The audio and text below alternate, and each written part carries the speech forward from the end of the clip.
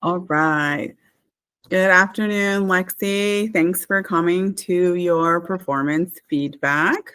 Of course, I am your supervisor, Irma Herrera, and you're Lexi Kelly. Just want to make sure that we're stating it for obvious reasons.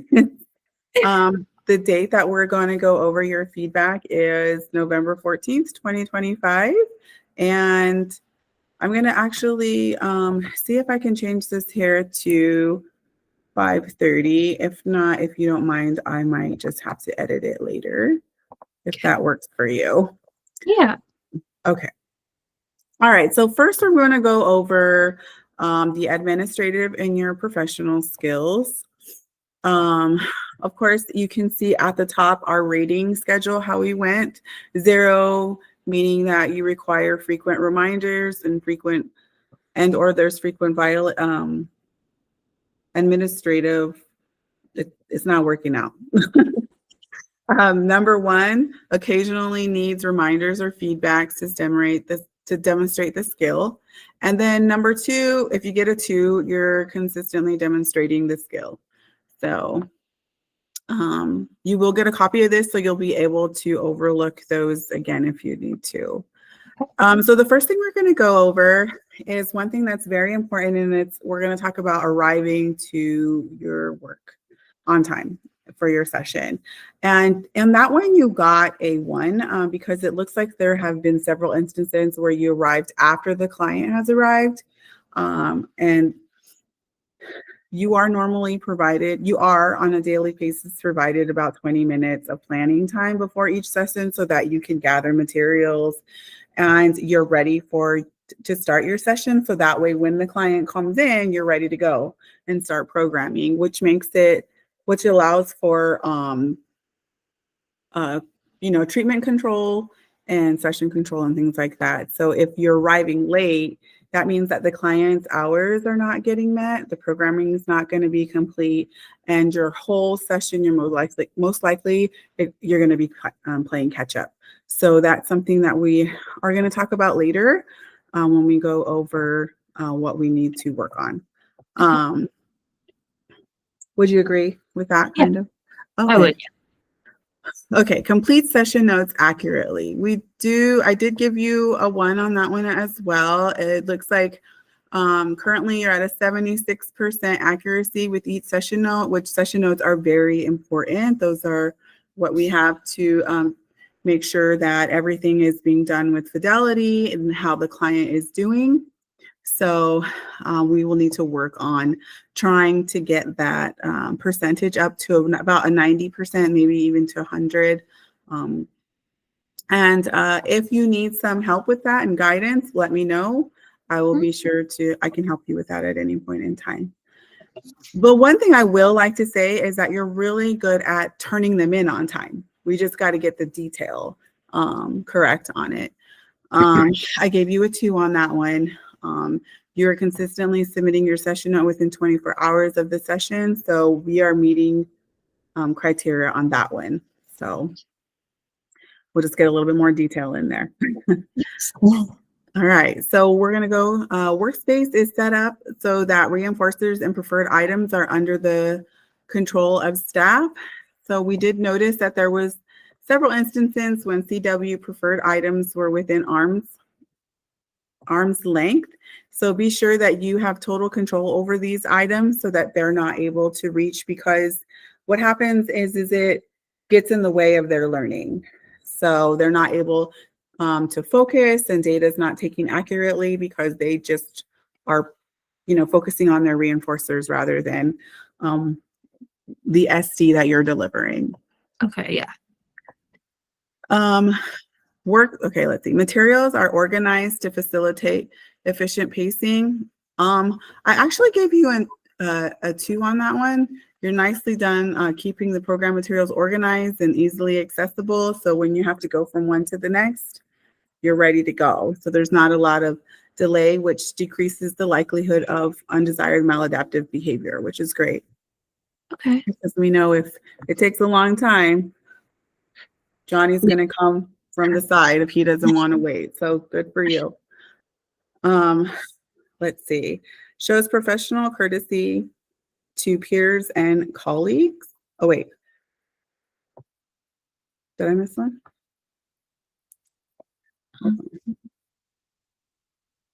I don't think so. I think you're Okay, sorry. Okay, there's a lot going on here. Sorry. Okay. Shows professional courtesy to peers and colleagues. You got it too. Everybody loves you, Lexi. You're always professional and courtesy to others. So way to go. Dresses in an appropriate manner. Let's see. I did add that you always present yourself appropriately and change on what with the compared to like what client you're working with. So, if you have a client that you're on the floor with them, most likely I've always seen that you're wearing leggings and things like that. That's going to make sure that you're professional, and scrubs if you have a client throwing food at you. So I think it's really good that you keep up and your clients. gotcha. Appropriately accepts feedback from supervisor. It says, you do a nice job accepting both positive and constructive feedback from myself along with your other supervisors. We've never had an issue with you being able and being receptive to what the information is that we're passing along to you. The one problem that we do struggle with, although you are good at accepting the feedback, implementing what we are giving you is where you struggle a little bit here. We have to have reminders. So while you do a great job of accepting the feedback, the performance improvement plan and action plans are not followed and implemented consistently across all clients. So maybe we look into being, following through with the feedback that we're giving you per a client. Okay. And then maintains professional boundaries and avoids dual relationships. Great job. You've proven that you're aware of the ethical standards that are set for you according to the BACB, and you follow through with them. Refers questions outside of scope and when communicating with families to their supervisors. Parents share that you consistently refer to them to their child supervisor when there are questions that you do not feel comfortable answering. And that's all you can do. And that's great. It's better than trying to give them advice or say anything that is above your scope of knowledge. Okay. All right, so next we have clinical skills. And that includes, like, you see our scoring here. A 0 implements procedures with less than 70% accuracy. Number 1 implements procedures with 71 to 80% accuracy. 2 implements procedures with 81 to 90% accuracy. And then 3, 91% or more. And then when we go to data collection fidelity later on, there's the 0, 1, and 2. So okay. Zeros, you're having a lot of errors too. There's only a few errors, and then, 1, and then 2, you're perfect. So makes a clear effort to engage with the client in an enjoyable way. Yep, you're doing really good on that. You consistently engage appropriately with all the clients. You're on the ground if you want to, and if they want to, as their reinforcer, they want to play with the airplane, you make sure to make the sounds and everyone's laughing and happy. So yeah, it's really great. And then if it needs to be changed because they're engaging in specific behaviors outlined in their BIP, then you're able to engage appropriately when necessary. Okay. Implements a formal and informal preference assessment at the start of each session. So I did give you a 2 on that. It's at 82%. Based on initial observations during various spot checks of the start of each session, you were observed to conduct an informal preference assessment 82% of the time. So there's a couple of times where maybe like one instance really where the reinforcer wasn't really reinforcing at that time because it didn't meet the demands that were placed on them for the programming. So they started to get off task a little bit, but you were able to then do a quick assessment and then find a reinforcement that was proper. So just make sure we're switching them out according to the programming. All right, deliver sufficient instructions. Bless you. Thank you. Great job on clearly providing instructions. Doing great on that one. And then, let's see, correctly uses the Premax principles. You consistently use first then language as necessary with each client. I don't know about you, but I find sometimes I'm using them at home too with people. Yes. First do the dishes and then you can watch Bluey. Just kidding. Just too young to watch Bluey. I even do it on myself sometimes. Okay, so here we go. This one, we're going to need some work on this, where you correctly implement the error correction procedures. Each time I observed a client make an error, the error correction procedure was not followed. So that's something that we can go through maybe on the program. Maybe that I need to make some more notes. Maybe we can sit and go over it together and see, you know, where the miscommunication is on the error corrections. I know sometimes it can be a little confusing. Okay, yeah. Correctly implements NET, so the naturalistic environment teaching. I gave you a 2. There were times when it was not implemented correctly. So please, again, with NET and with the discrete trial teaching at well, that was kind of the same level. So if we need to have a training on that to go over it again, not a problem. Let me know. I mean, so you're like a 81 to 90% accurate, but we really want to get you up to that 100%. So that way the kids are really able to learn. Yeah. And that's generalizing. So let's see. Establishes instructional control. You do a great job with establishing instructional control. Again, it would be even better, even though you got a 3, if we were arriving on time and we were getting things situated. So I guess you're doing a great job of recovery from after coming in late a little bit, but so that's good. Okay. Let's see, follows clients BIP with fidelity. We got a 2 on that one. There are instances when specific strategies were not followed with the BIP, along with accurate partial interval recordings of behaviors. That one's a hard one, and I think we'll go over those. We'll set time aside tomorrow to go over certain clients' BIP, so that way we can make sure that they're being followed properly. Okay, awesome. See. Prompts are correctly followed for each program. Let's see. Again, this one goes with, I gave you a 2 on that one, but we also have a couple of other ones here where we need some. So when it comes to programming and the prompting hierarchy, I do have this one set where there you have some minor errors in data collection. Data are collected accurately. I gave you a 1 on that one, and I feel like these kind of go together. So what we're gonna do, and I have it in the plan that I have set up. We'll talk about it after this. We're gonna go over, you know, the prompting hierarchy and what it looks like for the one that I want to specifically go over is AR with using and tacting cup on his device. I think there might be some confusion on what's considered the prompting hierarchy on the AAC device, which I guess a lot of people, so maybe we'll sit down and we'll go over that. Yeah, okay. Let's see. Fades the prompts as outlined in the treatment plan. You do really good at prompt fading with all the other programming. We're just going to work heavily on the AAC programming and the prompting, but that gets a lot of people. It can be really confusing. I think that's why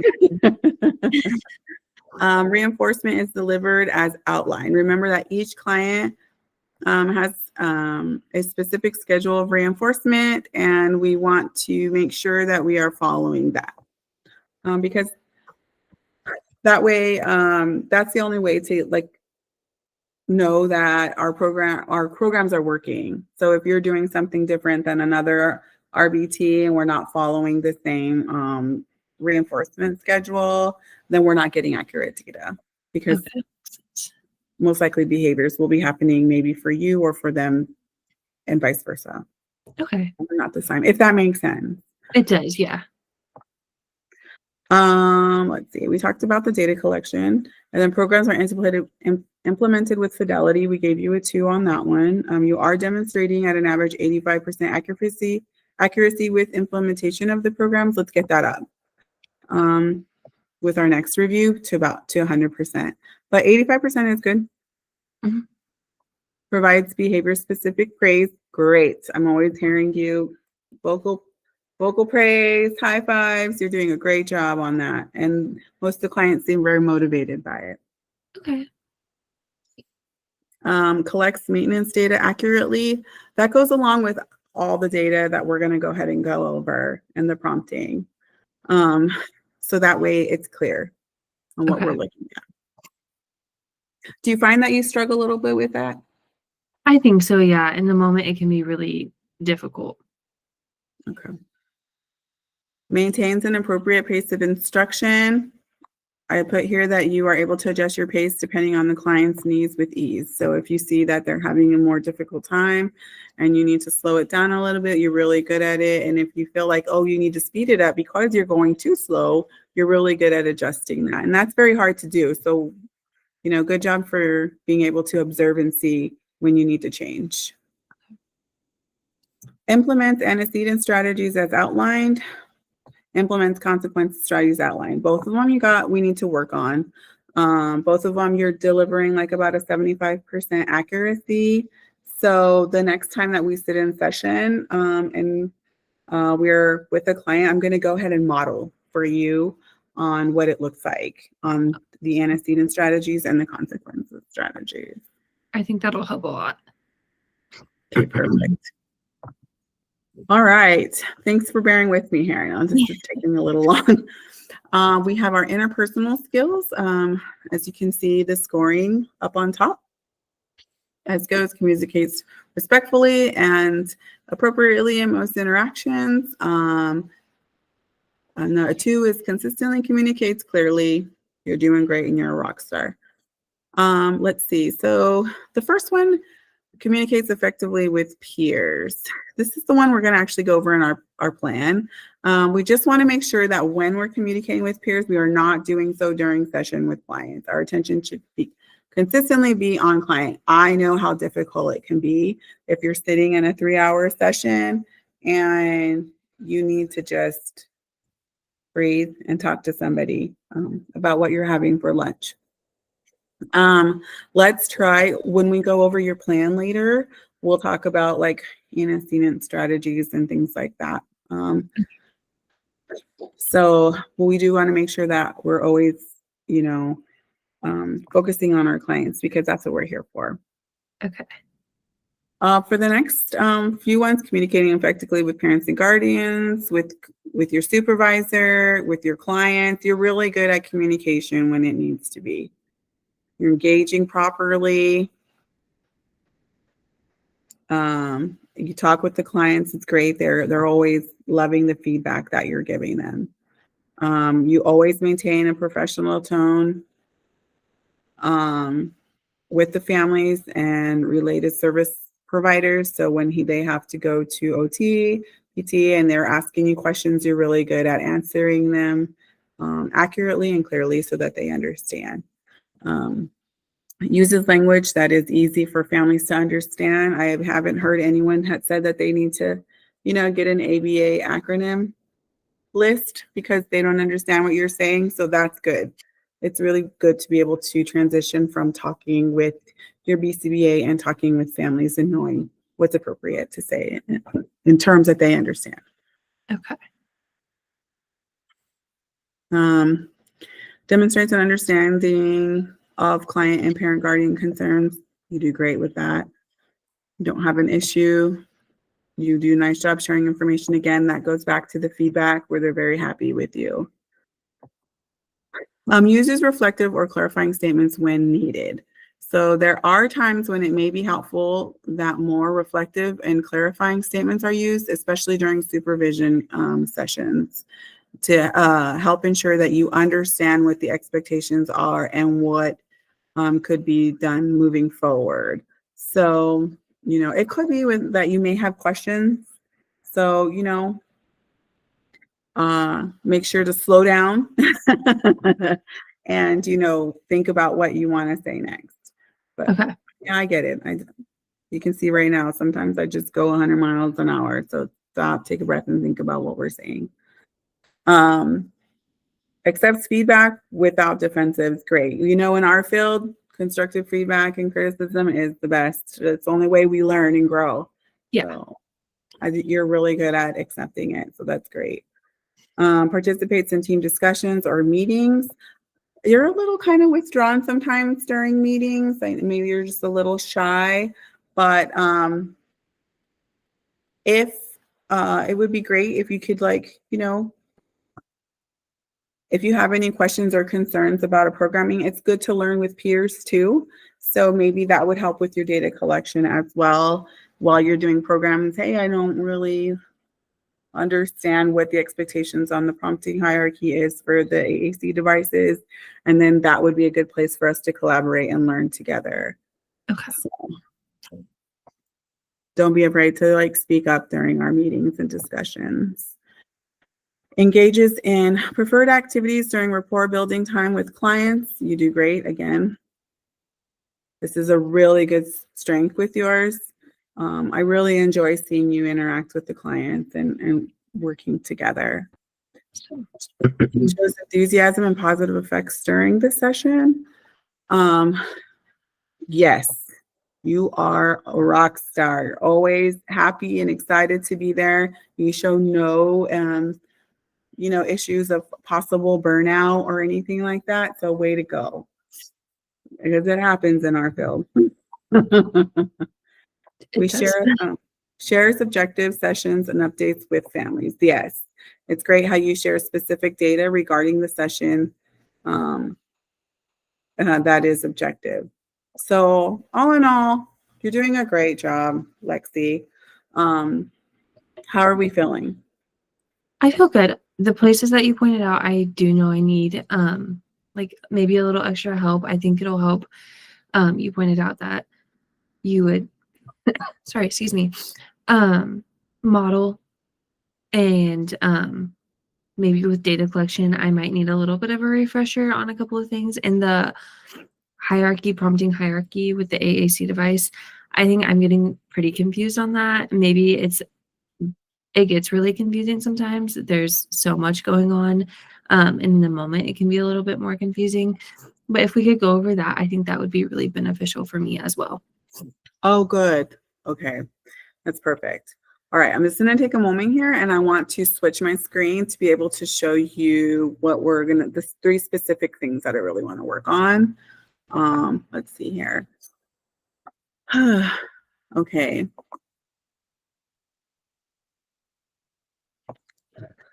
Let's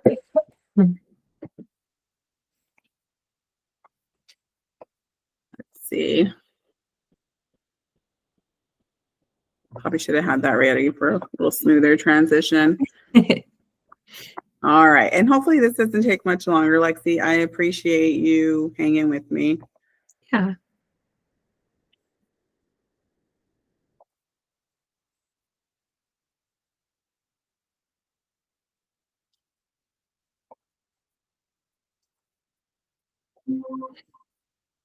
Okay. So here we go. This is the 3 areas that I have for us to work with. The first one being the arrive on time. That's a big one because we want to make sure that our clients are, successful at the start. So the statement was that there are several instances where you arrive after the client has arrived and you're provided with 20 minutes of planning time before each session with the expectation that staff arrive on time and plan appropriately for the session. So one of the goals that I want to think measurable goal is that Alexa will arrive 20 minutes before the session with a 90% accuracy measured across 4 weeks, with a long-term goal of 100% accuracy across 12 weeks. Does that make sense? Yeah. Okay. So the first thing I want us to do is kind of look at the barriers that cause the late arrival. What's the antecedent? What could be the setting event? Are we going to bed too late? Do we need to set an alarm clock? What could it be? Did you get a flat tire? We all struggle with this and sometimes, but we need to really try to figure out why it is that we're being late. Okay. Another thing we can do is we can set an alarm on your phone, put in your Google Calendar so it comes off, or a reminder, whatever works best for you that will allow for adequate travel time and that allows for possible unplanned delays, traffic, or anything like that. Okay. What I would like you to do, though, is to maintain a daily log on a spreadsheet or some type of documentation. You can even do a screenshot of whatever you choose that states the actual arrival time and then what time you were expected to be at the clinic. So if you have your client starting at 9, then your expectation is to be there by 8:40. So somewhere that says, okay, well, I arrived at 8:50 today, but I was supposed to be there at 8:40. Okay. And what we want to do is a weekly self-check on what worked and what didn't work to get you to work on time, and then correct it. And then what we'll do is everyone in the clinic who meets their goal in 3 months, like of arriving on time, will be entered into a drawing to have a paid day off, and I will cover their clients that day. So I think that's fun. Yeah, that'd be really fun. Yeah. Listening to you. Definitely incentive. Yeah, for sure. So, and what I didn't put in there, I just realized, is that what we'll do is we'll have you guys turn in the documentation Okay. at the end of each time so that we can check your accuracy. Okay. So I'll have to put that in there. Oh, sorry. And then the next one we're going to do is for the clinical side. So it's like data is collected accurately. This is the one that we talked about. So when there's just minor errors in your data collection, mainly while working with AR on tacting cup using his AAC device. So Lexi will input data correctly with 90% accurate measured by the BCBA across 4 weeks with a long-term goal of 100% accuracy across 8 weeks.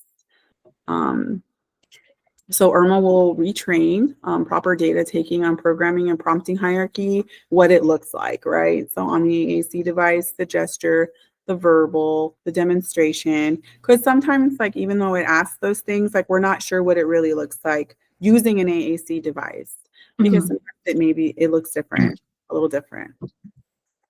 What I could do is that I'm going to have a visual on the prompting hierarchy that would be placed at each workstation with a client that's using an AAC device. So that way going forward, they're all there.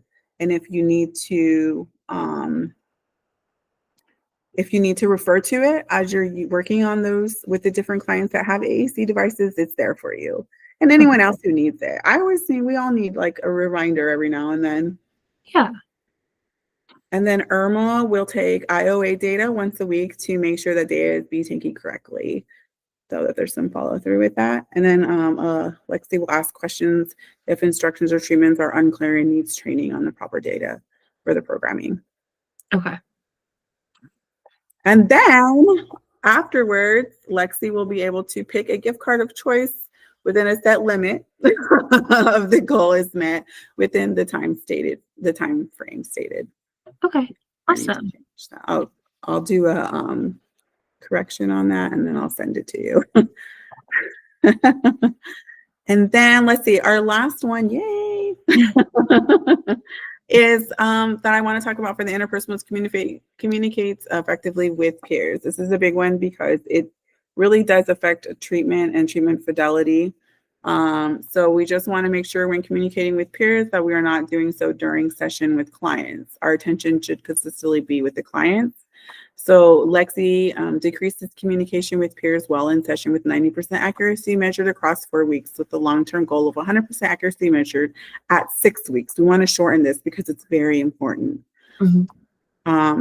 So first one is Lexi will be able to communicate with staff on the 20-minute setup time once setup is complete at the start of the session. So you get, once you set it all up and you're ready to go ahead, communicate with your peers. We all need to tell how we did this weekend.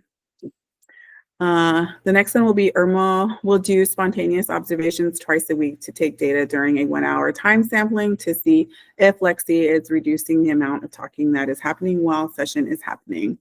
Nobody likes that, but I have to make sure, that everything is being done how it's supposed to. Lexi will be given a 15-minute break between sessions to allow for socializing. So if you need to go to the bathroom and you want to talk with your peers because we all need a brain break, go ahead and do that. Like in between clients for 15 minutes, we'll make sure that we allow you that time. Okay. And then because treatment fidelity and integrity is a priority, if the socializing behavior is not decreased, a verbal then written warning will be given, which could lead to termination because our clients come first and we have to make sure that they're getting the best treatment possible. Okay. So how do you feel, Lexi? Good. I agree with everything that you had said. So it makes sense. And I look forward to making the improvements that you had mentioned. Okay, good. Thank you. We'll talk to you soon.